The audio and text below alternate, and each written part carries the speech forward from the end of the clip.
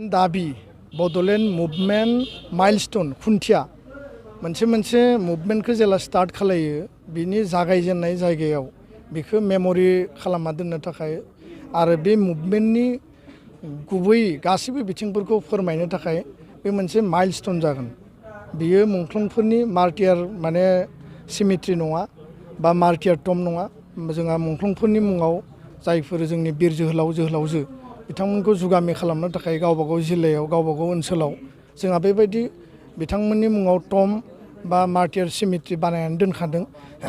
आरो लोगोसे क'क्राझारनि देबोरगावआव थानाय बेयाव बड'लेण्ड मुभमेन्ट सिमेट्रि बेयाव दंखायो।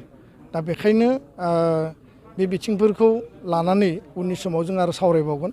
नाथाय रौतायाव जि जागोन बे जाबाय मुभमेन्टनि मोनसे खुन्थिया माइलस्टोन।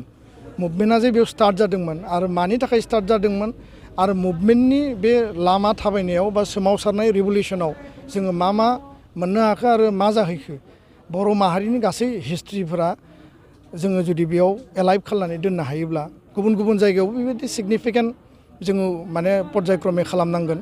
रिसेन्टलि बड'फानि माने फबनाय जायगा थुलुंगापुरियाव आसाम सरकारनिफ्राय मोनसे बाजेट सेंसन खालामदों आरो बेजों माखासे जोङो जुगामि खालामनो हानाय माखासे आपडेट राजघाटखौ जेरैबायदि खालामदों बा बिश्वनि गुबुन गुबुन जायफोर माने बिर जोहोलावजो गेदेमा सुबुंखौ जेरैबायदि खालामदों बेबायदि लेभेलनि जोङो जौगाहोनायनि मोनसे प्लेनिं दङ।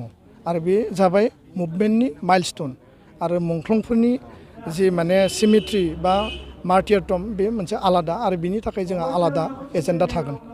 गोजोन्थों।